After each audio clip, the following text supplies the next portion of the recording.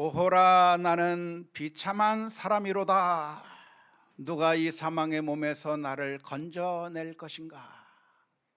이러한 탄식의 절규는 바울 사도의 절규였습니다. 바울 사도는 자기 자신을 바라보게 될 때 자기 자신이 얼마나 절망적인 사람인지, 얼마나 비참한 존재인지를 깨닫고 이렇게 울부짖은 것이죠. 겉으로 보면 괜찮은 사람 같고 멋있는 사람 같지만, 하지만 자기 자신의 실체를 들여다본다면 썩은 내가 펄펄 풍기고 정말 더러운 모습으로 가득 차 있는 인생일 수밖에 없기 때문에 바울 사도는 탄식하며 울부짖는 겁니다. 오라 나는 비참한 인생이로다 라고 외치는 것이죠. 거룩하게 살고 싶은 열정이 있지만, 하지만 현실에서는 늘 넘어지는 겁니다. 하나님의 뜻대로 살고 싶은 마음이 있지만 현실은 늘 사탄이 좋아할 일들만 하고 있는 게 우리들의 모습인 것이죠. 이렇게 우리 자신이 절망적인 상태에 있다고 하는 사실을 깨닫는 것은 아주 중요합니다. 왜냐하면 내게 어떤 문제가 있는지를 알아야 그 문제를 해결할 수 있는 가능성이 열리기 때문에 그렇습니다. 그런데 많은 사람들이 자기 자신에게 있는 그 문제를 잘 깨닫지 못합니다. 다른 사람들은 다 그 사람을 보면서 저 사람은 저게 문제야 라고 이야기하는데, 정작 자기 자신은 그게 문제인 줄 모르는 경우가 얼마나 많이 있습니까? 훌륭한 감독은 어떤 감독일까요? 어느 팀이 실력이 좋지 못해서 자꾸만 패전해서, 그래서 감독을 경질하게 되고 새로운 감독이 왔다고 한다면 그 감독은 지금 우리 팀의 문제가 무엇인지를 먼저 분석해야 됩니다. 도대체 뭐가 문제일까? 왜 우리는 승리하지 못하는 것일까? 그래도 최고의 선수들을 모아놓은 팀들인데, 그래도 좋은 사람들을 모아서 구성한 팀인데 왜 우리는 승리하지 못하는 것일까? 문제를 진단해야 되는데, 문제를 정확히 진단할 때, 그럴 때 어떻게 해결할 수 있는지 그 방책이 떠오르게 되는 것입니다.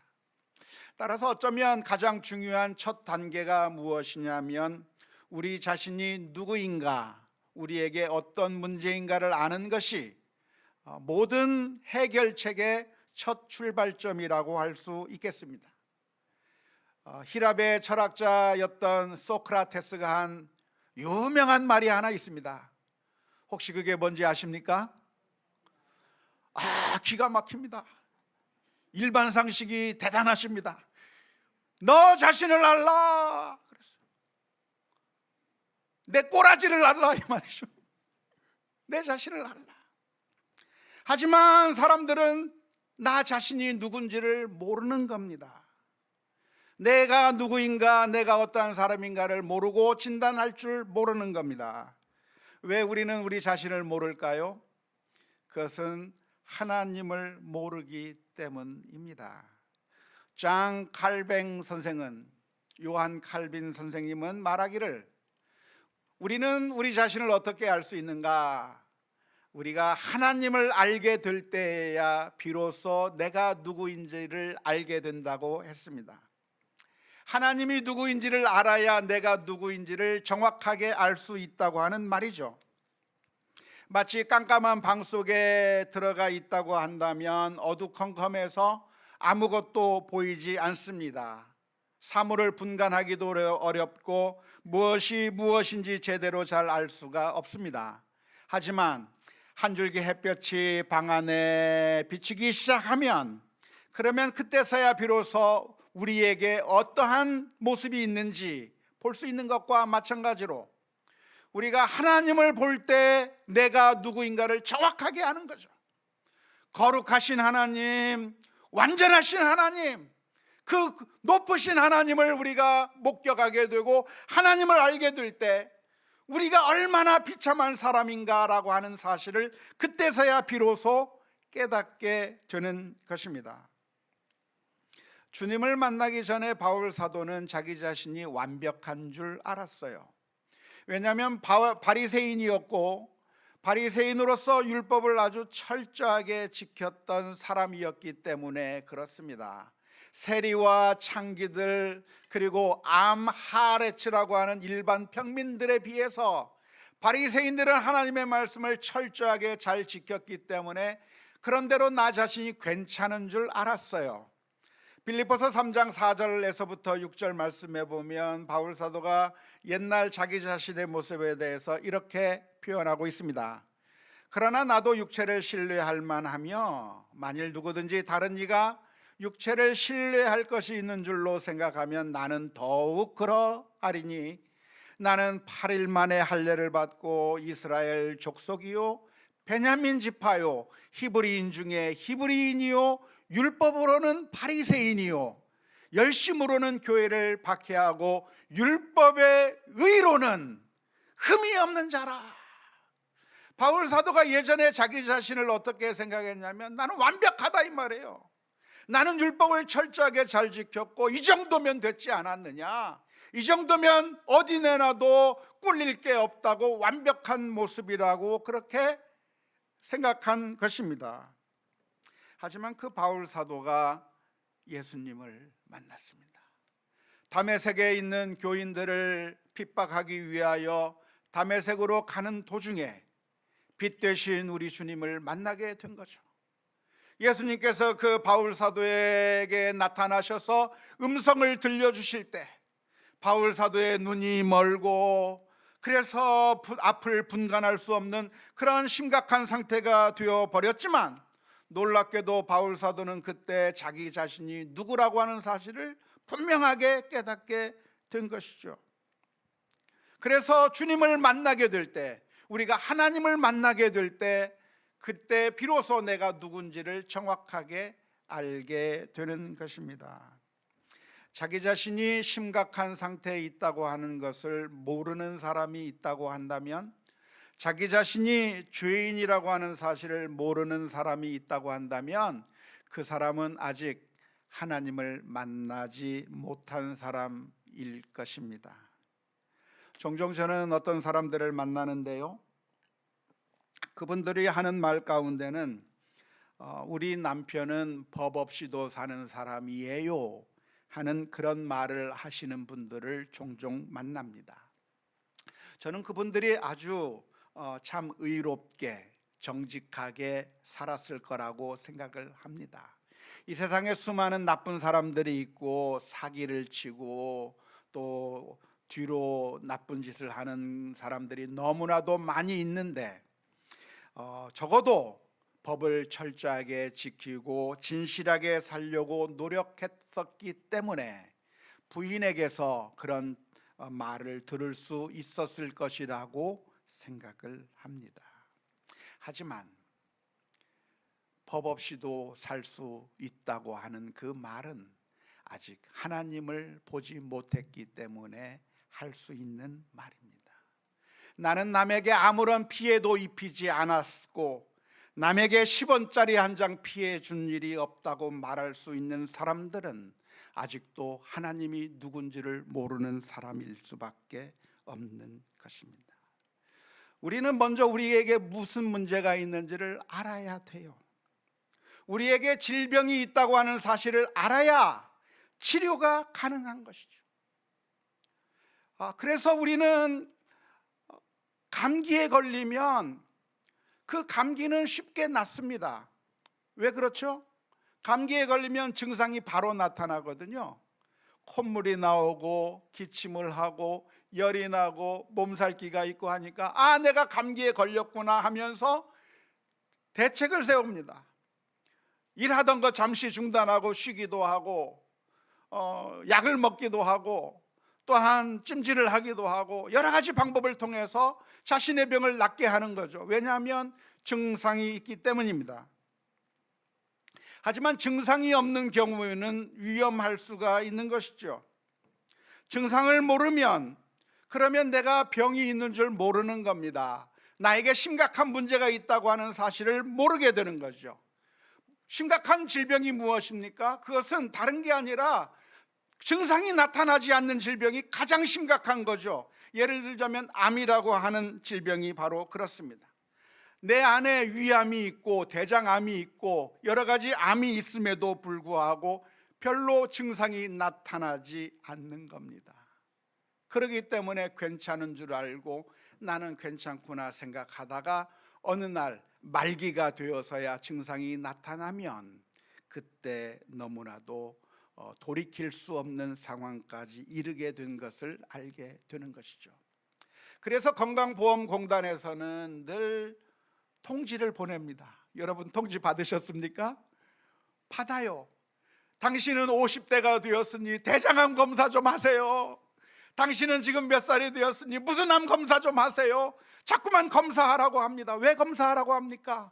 위험이 있을 수 있으니까 검사를 해봐야 알 수 있기 때문인 것이죠.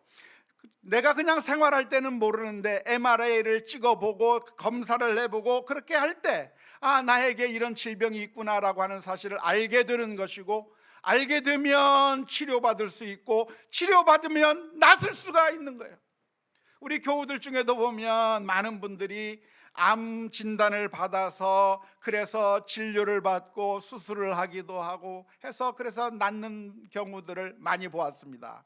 요즘에는 암이라고 하는 것도 크게 무서운 질병이 아니더라고요. 거의 90% 이상이 다 치료가 되는 그런 병인데 미리미리 진단할 수만 있다고 한다면 충분히 가능한 치료가 가능한 것이라고 할 수 있는 것이죠. 그러니까 내가 검사를 맡았는데 내 안에 암이 있다고 하는 사실이 판정이 나면 그게 좋은 겁니까? 나쁜 겁니까? 좋은 건가요? 나쁜 건가요? 좋아요. 암이 있는데도 발견하지 못하는 게 위험한 거죠. 암이 있는데도 진단하지 않으면 대책을 쓸 수 없으니까 위험한 것이죠. 어차피 가지고 있는 암인데 그런데 그것을 진단해서 알 수 있다고 한다면 좋은 일이라고 할 수가 있습니다. 치료의 가능성이 열리기 때문입니다. 바울 사도는 하나님을 만났습니다. 그리고 자기 자신이 얼마나 비참한 인생인가를 알았습니다. 마치 영적인 MRI를 실행한 것이나 다름이 없고, 그리고 그 영적인 MRI를 실행했을 때 자기 자신이 너무나도 비참한 절망적인 상태에 영적인 상태에 있었다고 하는 사실을 깨닫게 된 것입니다. 그런데 그렇게 진단만 하고 끝난 것이 아니라 오호라 나는 공고한 사람이로다 그렇게 진단해버리고 끝난 것이 아니라 오늘 본문의 말씀은 그런 우리들에게 놀라운 치료책이 있다고 말씀해 주고 계십니다. 로마서 8장 1절 2절 말씀 한번 다시 보았으면 좋겠는데요. 그러므로 이제 그리스도 예수 안에 있는 자에게는 결코 정죄함이 없나니 이는 그리스도 예수 안에 있는 생명의 성령의 법이 죄와 사망의 법에서 너를 해방하였음이라. 영적인 암 환자가 되어서 반드시 죽을 수밖에 없고 영원한 지옥의 형벌을 받을 수밖에 없게 되었다고 하는 사실을 알게 되고 오호라 나는 공고한 사람이로라고 외쳤는데, 그런데 그것으로 절망적으로 해서 끝나는 것이 아니라 우리들에게 치료제가 있다는 것입니다. 우리가 해방될 수 있다고 하는 겁니다. 나을 수 있다고 하는 겁니다. 그게 어떤 방법으로 나을 수 있다는 거예요? 누구든지 예수 그리스도 안에 있는 자들에게는 결코 정죄함이 없을 것이다, 오늘 설명하고 있는 줄로 믿습니다. 이게 무슨 말입니까? 영적으로 예수 그리스도 안에 있는 자들에게는 결코 정죄함이 없다고 하는 것은 이제 우리가 그런 치명적인 영적인 질병으로부터 치료받을 수 있다고 하는 의미인 것이죠. 영적인 의사이신 우리 주님께서 우리를 치료해 주시는데 완치시켜 주시기 때문에 이제는 죽지 않는다, 이제는 걱정할 필요 없다, 이제는 완전히 치료되었다라고 선언해 주시는 것이 오늘 본문의 말씀입니다. 어떻게 영적인 질병을 주님께서 치료할 수 있는지 오늘 말씀은 뭐라고 이야기합니까? 누가 치료받을 수 있다고 말하고 있습니까? 그리스도 예수 안에 있는 자에게는 결코 정죄함이 없다고 말씀하고 있는 겁니다. 예수 안에 있는 자들에게는 정죄함이 없다. 예수 안에 있는 사람들은 살 수 있다. 예수 안에 있는 사람은 죽지 않는다. 영원히 살 수 있다라고 하는 그런 의미의 말씀인데요, 이 말씀의 의미는 어떤 의미의 말씀입니까? 반대로 말하면 예수님 안에 있지 않는 사람들은 어떻게 된다는 거예요? 망할 수밖에 없다고 하는 이야기입니다. 이것은 마치 그 옛날 노아의 홍수 때와 같습니다. 얼마 전에 흰남노라고 하는 태풍이 몰아쳐서 하룻밤 비가 내렸는데 그것으로 인해서 물난리가 나고 사람이 죽고 그리고 모든 재산이 무너져 버리는 그런 엄청난 피해가 있었던 것을 기억하실 겁니다. 그런데 노아의 홍수 때에는 하루 비 온 것이 아니라 40일 40주야를 밤낮으로 비가 쏟아져 내리게 되었을 때 온 세상이 물에 잠기고 심지어 산까지 물에 잠기는 그런 엄청난 그런 비극이 전 세계에 퍼질 때가 있었습니다. 그때 누가 살아났습니까? 그림을 한번 보면서 보면 좋겠는데요, 그때 살아난 사람은 누가 살아났어요? 방주 안에 들어간 사람들. 노아는 이 홍수가 올 걸 대비해서 방주를 만들었습니다. 방주를 열심히 만들어 가지고 산 꼭대기에 만들어 놓았는데 그 방주 안에 들어간 사람들은 다 살았어요. 심지어 짐승조차도 그 안에 들어가면 살았어요. 하지만 그 방주 안에 들어가지 못한 사람들은 다 멸망당할 수밖에 없었던 것을 우리는 창세기의 말씀 가운데서 기억합니다. 이와 마찬가지로 예수님이라고 하는 방주 안에 있어야, 예수님 안에 있어야 우리가 용서받고, 예수님 안에 있어야 구원을 받고, 예수님 안에 있어야 살아갈 수 있다고 하는 것이 오늘 로마서 8장 1절 2절의 말씀입니다. 누구든지 예수 안에 있는 자에게는 무엇이 없다고 설명하고 있습니까? 결코 정죄함이 없다고 선언하고 있는데요, 우리 교회에서 쓰는 말들은 늘 일반인들이 쓰는 표현하고 좀 달라서 이해하기가 어려운데, 정죄라고 하는 말이 무슨 말인가요? 정죄라고 하는 말은 헬라어로 보면 카타크리마라고 하는 그런 단어입니다. 이 말의 뜻은 무엇이냐면 죄가 있다고 판결을 내리는 거죠. 그러니까 재판정에서를 기억하시면 되겠습니다. 어떤 사람을 심판한 다음에, 재판한 다음에 당신은 죄가 있습니다, 사형, 무기징역, 이렇게 죄를 확정하는 것이 정죄는 것이죠. 그런데 그 정죄가 누구에게 없다? 로마서 8장 1절 말씀에 그러므로 이제 그리스도 예수 안에 있는 자들에게는 결코 유죄 판결을 받지 않게 될 것이다. 예수 안에 있는 자들은 결코 그런 죄가 있다고 인정되는 것이 아니라 무죄하다고 판결을 받고 풀려나게 될 것이다 라고 하는 게 로마서 8장 1절의 말씀입니다.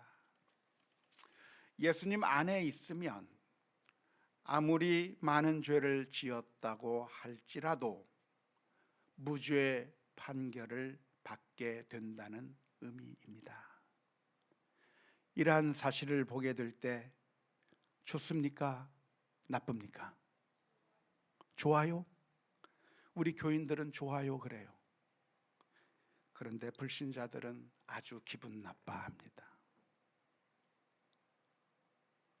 우리가 그냥 복음을 전하면 좋다라고 받아들이는 것이 아니라 불신자들은 이런 이야기를 들을 때 아주 싫어합니다. 왜냐하면 죄를 지었으면 죄값을 받는 게 당연해요. 받지 않고 아무 일도 없다고 하는 게 좋아요. 어느 게 좋습니까? 경우에 따라 다릅니까?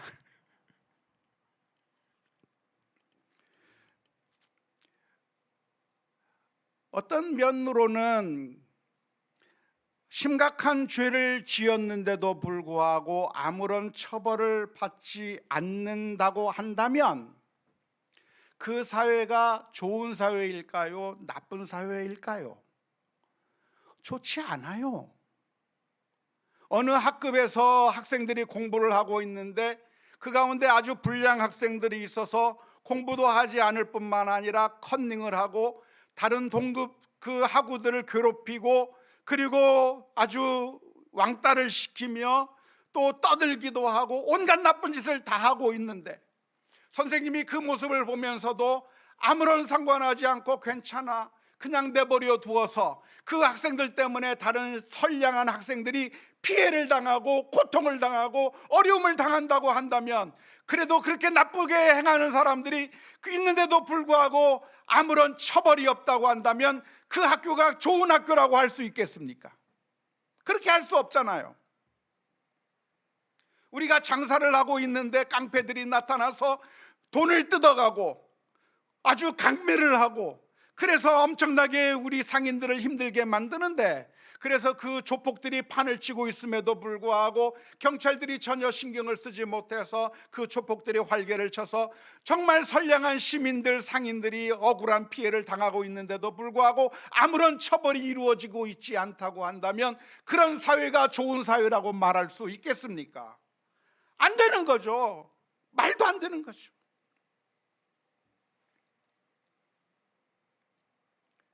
정말 나쁜 짓을 했는데도 불구하고 승승장구하고 있고 죄를 지어도 전혀 문제 삼지 않고 그렇게 모든 나쁜 짓을 행하고 있음에도 불구하고 전혀 잡아가두지 않는, 나 그 사람 얼굴이 이 사람 얼굴인지 모르겠다 하고 무죄방면시켜버리고, 이 소리가 저 소리인지 모르겠다고 무죄방면시켜버리고 그냥 죄가 없다고 이야기해버리면 그 사회가 좋은 사회라고 말할 수 있겠습니까?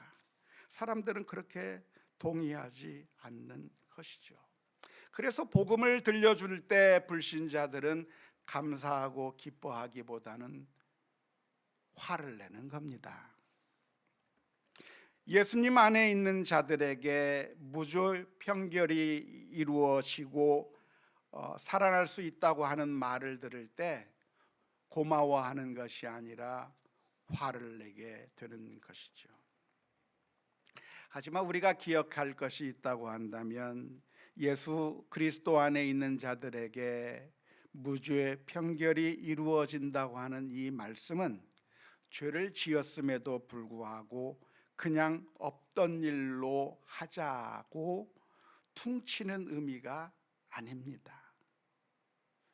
그냥 죄를 지었는데도 아무 상관하지 않겠다고 하는 의미가 결코 아닙니다. 왜냐하면 하나님은 어떤 하나님이신가? 공의의 하나님이시기 때문에 그렇습니다. 하나님은 어떤 하나님이신가? 공평하신 하나님이시기 때문에 그렇고 정의로우신 하나님이기 때문에 그렇습니다. 우리가 기대하는 하나님, 공평하신 하나님, 정의로우신 하나님은 어떤 하나님이십니까?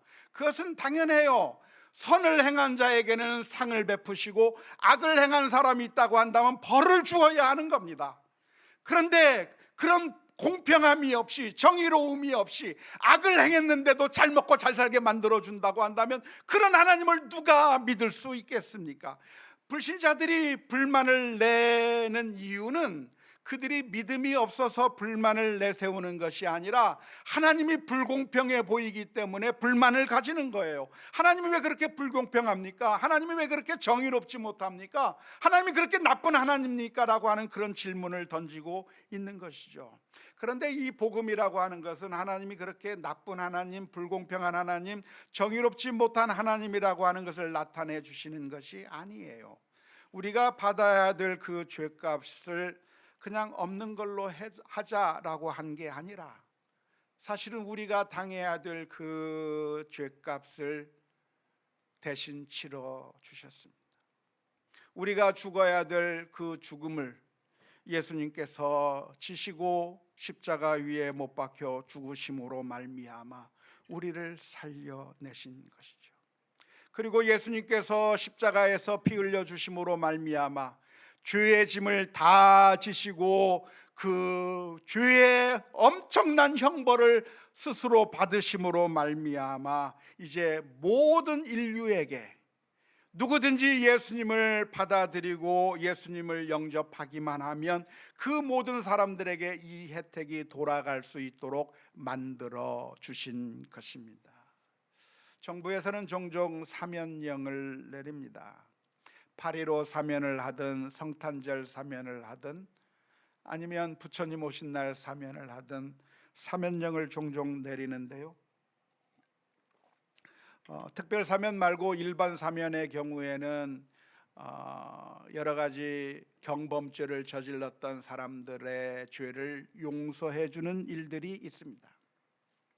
예를 들자면 운전면허를 취소당한 사람들이 있는데요, 취소당한 이유가 무엇이겠습니까? 음주운전을 하다가 사고를 내고 했던 사람들 처벌을 받게 되었는데 그런 사람들에게 사면령을 내리는 거죠. 음주운전을 하고 사고를 냈는데도 처벌을 받지 않는다고 한다면 그게 정의로운 사회라고 말할 수 있겠습니까? 그런 사람들 때문에 죽임을 당한 그런 피해자가 있고 그런 무질서한 사람들 때문에 사회가 어지럽혀지기 때문에 당연히 처벌해야 되는 것이고 당연히 벌을 주어야 되기 때문에 면허 정지까지 시키게 된 겁니다. 그런데 그 사람을 면허 정지시키는 것은 정의였는데 그로 인해서 그 가정이 너무나도 힘든 겁니다. 운전을 해야 생계 유지가 되는데 생계 유지가 안 돼요. 그 사람만이 아니라 그 가족들이 고통을 당하고 자녀들이 고통을 당하고 고통스럽게 살아가는 그런 사람들을 볼 때 이 사람들에게 용서를 해 주어서 그래서 이제는 다시는 그런 잘못하지 말고 이제는 성실하게 살아라라고 하는 그런 의미에서 사면령을 내려줄 때가 있는 겁니다. 그런데 이런 사면령을 내려줄 때 많은 사람들은 그 사면령을 악용해서 음주운전해도 언젠가는 다시 용서받지 뭐 하면서 계속해서 음주운전을 한다고 한다면 그것은 아주 큰 잘못이겠죠. 그런 의미가 아닌 거죠. 그 목적은 사람들이 그렇게 악용하는 일들이 있지만 정부에서 그렇게 사면을 하도록 법으로 규정하고 있는 이유는 정말 잘못을 했다고 할지라도 불쌍히 여겨 주어서 그래도 좀 최소한의 인간적인 삶을 살아갈 수 있도록 배려하는 의미가 있을 겁니다. 어쩌면 우리 주님께서 우리를 위해서 구원해 주신 그 구원도 마찬가지예요. 우리는 다 한결같이 실패하고 한결같이 다 망하는 길로 갔어요. 그래서 그 누구도 하나님 앞에 갈 수 있는 사람이었고 모두가 다 영원한 멸망을 받을 수밖에 없는 심각한 상태에 있는 겁니다. 그런 상황 가운데서 아무도 천국에 갈 수 없는 그때 우리 주님께서는 우리들을 불쌍하게 보셨어요. 하나님의 자녀들을 불쌍하게 보시고 그래서 너희들에게 용서받을 수 있는 길을 주시겠다고 하면서 스스로 십자가 위에 못 박혀 죽으심으로 말미암아 우리의 죄를 다 짊어지시고 우리로 하여금 대신 용서받게 해주시는 그 놀라운 은혜를 베풀어 주시고 누구든지 예수님을 믿기만 하면 구원을 얻겠다고 말씀해 주시는 것입니다. 말도 안 되는 이야기죠. 죄를 지었는데 용서해 준다고 하는 것은 이해가 안 되는 일입니다. 용납될 수 없는 일입니다. 말도 안 되는 일입니다. 그런데 그 일이 실제로 내게 주어졌다면 하나님의 은혜로 있을 데 없는 자, 왜 구원하여 주는지 난 알 수 없도다 고백할 수밖에 없는 것이고, 만일 불신자들이 우리를 향해서 따지고 들자면 어떻게 죄 지은 사람을 그냥 용서해 주느냐고 우리를 향해서 따지게 된다고 한다면 우리는 항변할 수 있는 것이 아니라 대답해야 됩니다. 맞습니다. 맞아요. 죄 지은 사람을 이렇게 용서해 준다고 하는 것이 말도 안 되는 일이에요. 나 같은 죄인에게 은혜를 베풀었다고 하는 것은 말도 안 되는 불합리한 일이죠. 그런데 그 아무 죄도 없으신 예수님께서 나를 위하여 대신 십자가를 지셨어요. 그게 말이 안 되는데 그 말이 안 되는 일이 내게 일어난 것이고, 누구든지 예수님을 믿기만 하면 구원을 얻게 되는 일이 우리 모두에게 주어진 거예요.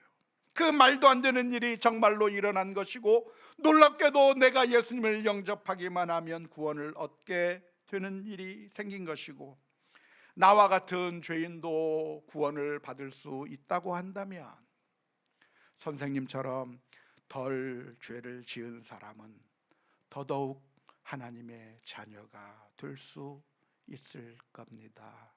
이야기해 줘야 할 것입니다. 여기서 우리는 질문이 하나 생깁니다. 도대체 예수님 안에 있는다고 하는 것은 무엇을 의미할까요?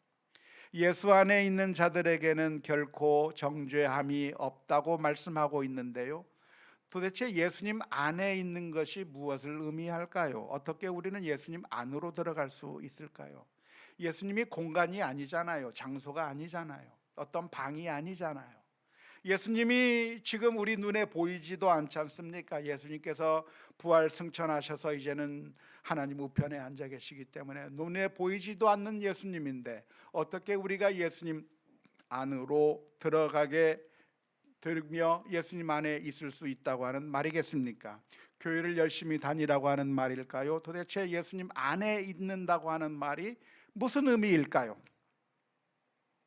그 질문에 대한 대답은 로마서 8장 9절에서 우리가 볼 수가 있겠습니다.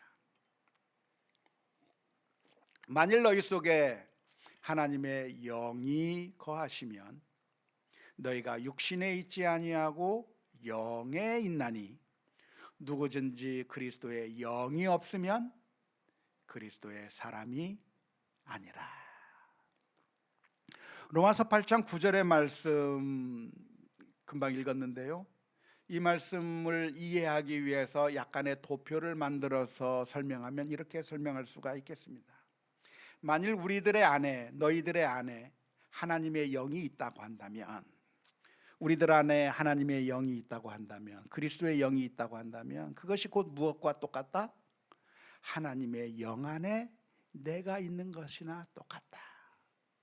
내가 그리스도의 사람이 되었다고 하는 것과 똑같다라고 하는 말이에요. 그러니까 우리가 어떻게 예수님 안에 들어갈 수 있다는 말입니까? 우리가 그리스도 안에 들어간다고 하는 말은 뭐냐면 내 안에 그리스도를 받아들이게 되면 내가 그리스도의 사람이 되고 하나님의 영 안에 들어가게 된다. 하나님의 영이라고 하는 말이 그리스도의 영이라는 말과 똑같고 같은 말이니까, 그러니까 내가 예수님을 마음속으로 영접하면 그러면 내가 예수님 안에 들어가는 것과 똑같다 이 말이에요. 이해가 되십니까? 어떻게 그리스도 안에 우리가 들어갈 수 있는가? 그것은 우리가 그리스도를 마음속에 모시는 겁니다. 어떻게 모시죠? 예수님을 나의 주, 나의 하나님으로 고백하고 영접하는 것이죠. 지금까지는 내 마음대로 살았어요. 내가 하고 싶은 대로 살았어요. 내 마음속에 떠오르는 생각대로 살았어요. 육체의 정욕에 따라 살았어요. 하지만 예수님을 영접하게 된다고 한다면 예수님이 내 마음의 왕좌에 있어서 예수님이 시키는 대로 순종하며 사는 게 예수님 안에 있는 겁니다. 예수님께서 말씀해 주시는 대로 순종하며 살아가는 것이 예수님 안에 있는 것을 의미하는 것이라고 할 수가 있겠습니다. 어제 결혼식이 있었어요. 누구의 결혼식이죠? 네, 사랑하는 우리 김성규 형제 또 나혜미 자매의 결혼식이 있었어요. 너무 이쁘더라고요. 그런데 그 결혼식 할 때 어떤 서약을 했냐면 서로가 서약을 하면서 결혼을 했는데 피차 복종하는 서약을 하고 결혼을 한 겁니다. 총각 때 처녀 때는 어떻게 살았어요? 내가 하고 싶은 대로 내 맘대로 살았어요. 내가 하고 싶은 대로 산 겁니다. 하지만 결혼이라고 하는 것은 무엇입니까? 내가 하고 싶은 대로 사는 게 아니라 내가 아닌 남편의 뜻에 복종하는 게 결혼이에요. 내가 하고 싶은 대로 사는 게 아니라 아내의 뜻에 복종하는 게 결혼이에요. 지금까지는 총각 처녀로 살았을 때는 그냥 하고 싶은 대로 하며 살았지만 이제는 내 몸도 내 몸이 아니에요. 아내의 뜻에 따라야 되는 몸이에요. 내 몸이 내 몸이 아니에요. 남편의 뜻에 따라야 하는 몸이에요. 그게 남편을 받아들인 것이고 아내를 받아들인 것입니다. 이게 바로 우리가 예수님을 받아들이는 것이죠. 예수님 안에 거한다고 하는 것은 우리가 예수님을 받아들이는 것인데요, 그래야 우리가 예수님 안에 있는 것이죠. 너가 내 안에 내가 너 안에 있으면 너희가 열매를 많이 맺고 말씀하고 계시는데, 그러니까 예수님 안에 거하는 자에게 결코 정죄함이 없다고 하는 이야기는 예수님을 우리의 마음의 왕자로 모시고 주님의 뜻에 맞추어서 살아가는 것을 의미합니다. 우리 한국 기독교가 많이 오해를 해왔습니다.